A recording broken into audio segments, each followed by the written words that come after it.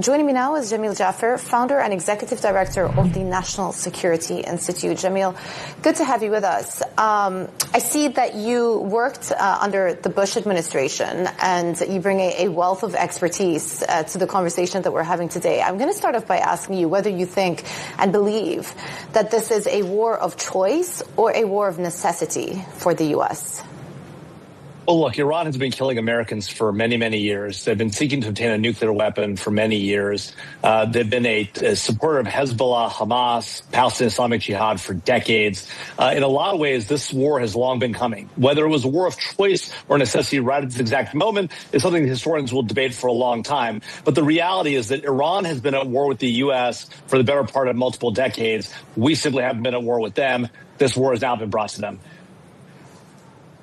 Okay. The administration has offered various war objectives, including destroying Iran's missile capabilities, wiping out the Navy, preventing it from obtaining a nuclear weapon, and ensuring it cannot continue to support allied armed groups. Can they get that done in the next few days, do you think? Or is this going to take weeks, possibly even months?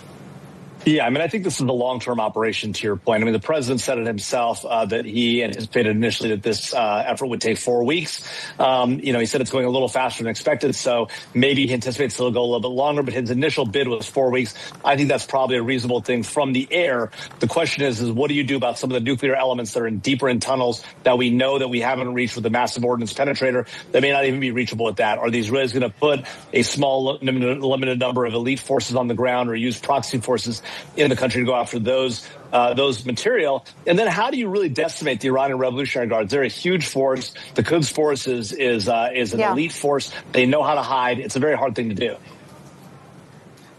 Yeah, it is a hard thing to do, which, again, brings me to my next question, which is, what do you make of President Trump suggesting that he has openness, potentially, to cut a deal with a more, quote-unquote, friendly leadership in Iran? How does that work out if you juxtapose it with, this appetite for regime change?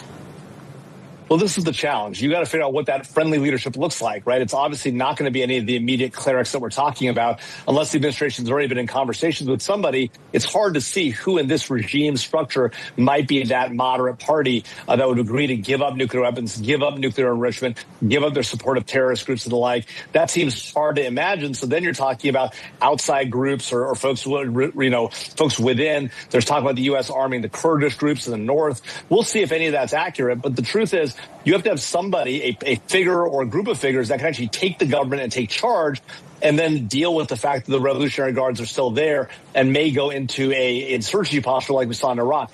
That is a very difficult problem to solve, and one that without forces on the ground, we saw what happened in Iraq with a huge number of U.S. forces on the ground. Trying to do that all from the air or through covert action is not an easy thing, again. So a lot of the problem here, to your point, is the strategic question of how you actually set up a succession that's successful, a replacement government and the like, particularly when you're saying you don't want regime change or you want it brought on by the people, you're not going to do it yourself. Well, then how do you get the regime you want?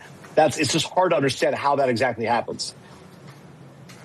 Yeah, and I know that there's going to be a Congress vote later today, but it's unlikely to go against the president, given the Republicans have a majority. But if you look at all of the polls, it would suggest that the U.S. public does not endorse a U.S.-Iran war. They are in majority opposed to it. And as you see the number of casualties beginning to mount, I believe it is 6 servicemen now who have lost their lives. 3 American fighter jets were shot down in friendly fire in Kuwait.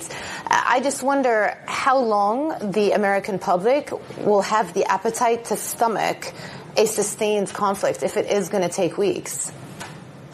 Well, look, I think there's a question about leadership, right? If the president leans forward and says, this is what I expect to happen, this is how I want to run, I think it's going to be very hard for members of Congress to go against that. You just pointed out there's going to be a vote. It will get some collection of Democrats and Republicans. It will be bipartisan, but it won't ultimately succeed. It won't get a majority in the Senate. It might get a majority in the House. It'll be close, but it won't be enough even to sustain. Even if it passes the Senate and the House, the president would veto it. It wouldn't pass. And so as the leader, the president can and bring the country with him, even if it is unpopular. But over time, the thing about President Trump is he cares a lot about what the American people think. And if he starts to see a loss of public support, his ability to support the war may decay. But right now, he seems committed to the course. He seems focused on it. And he seems like he's going to drive forward regardless of where the poll numbers look. But to your point, that may not last forever.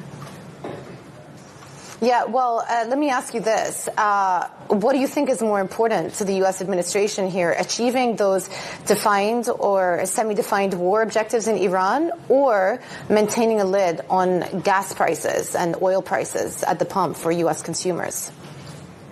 Well, I think it's both. I think the reality is the president's coming up on a midterm election. He needs to try and maintain control of Congress. So it's going to matter to him, oil prices and gas prices at the pump, other types of inflation. So those things are all going to matter. You can't deny with an election coming up in November that that's going to matter. At the same time, the president has begun this course. He's committed to this course.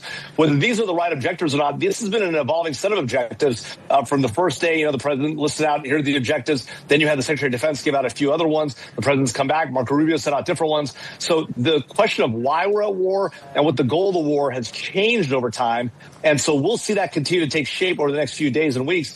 But at the end of the day, what the president said early on before this conflict even started was he was going to send help to the Iranian people. That help was on the way. And if this regime doesn't ultimately go down by whatever force, President Trump's going to have a lot of explaining to do, both to his base about why he picked this conflict and to the rest of the American public about why we got in this and what the result is. Yeah, Jamil, really good to get your perspectives. Thank you so much for staying up late for us. Jamil Jaffer, founder and executive director of National Security Institute.